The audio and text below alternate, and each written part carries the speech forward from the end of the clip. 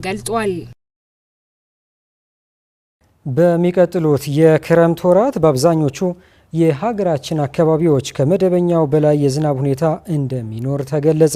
ከሌሎች የተለያዩ ሴክተሮች ጋር መስራት ሊደርስ የሚችለው አደጋ መቀነስ እንደሚቻል የኢትዮጵያ ሜትሮሎጂ ኢንስቲትዩት ዋና ዳይሬክተር የሆኑት ፈጥነ ተሾመ ገልጸዋል። የአየር ንብረት ለውጡ ዓለም አቀፉንም ችግር ውስጥ እየከተተ ያለ ነው።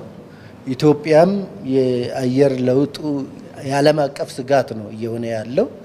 እንደ ጥሩ ነገር ሊሰራ የሚገባው የመቋቋም የዓለም ለውጥ የአየር ጠባይ ለውጥን ወይንም የአየር ንብረት ብለን የምናነሳውን የዛን ለውጥ ችግር መቋቋም የሚያስችል አቅም መገንባት ያስፈልጋል ማለት ነው በአንድ በኩል። በሌላ በኩል ለአየር ንብረት መለወጥ አባባሽ የሆኑ ምክንያቶችን መቀነስ ተገቢ ይሆናል ማለት ነው። ከዚህ አንጻር ኢትዮጵያ ትኩረት አድርጋ በከተሞች አካባቢ የካርቦን ልቀቱን የሚቀንሱ የኤሌክትሪክ ተሽከርካሪዎችን በስፋት እየተጠቀሙ ነው።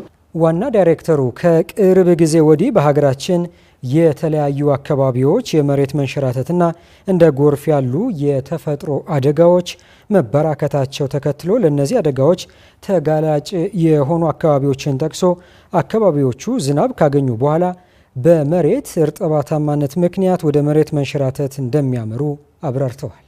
የጎርፍ ተጋላጭ በሆኑ አካባቢዎች ተለይቶ ይታወቃሉ ወይ ለተባለው በክረምት አካባቢ የትኞቹ ናቸው? የክረምት ዝናብ ተጠቃሚ በሆኑ አካባቢዎች ላይ ያሉ ተፋሰሶች በአብዛኛው የተከዜ ተፋሰስን ጨምሮ የጣና በለስ በተለይ በጣና በለስ አካባቢ የሚገኙ በአባይ ላይ ባሉት ተፋሰሶች ላይ የጎርፍ መከሰት ሊያጋጥም ይችላል ማለት ነው። አዋሽ ከመነሻ ጀምሮ እስከ መድረሻ ድረስ በጎርፍ ስጋት ውስጥ ያለ ስለሆነ ይህንን ችግር መቅረፍ የሚያስችል ስትራቴጂ መቅረጽ ያስፈልጋል።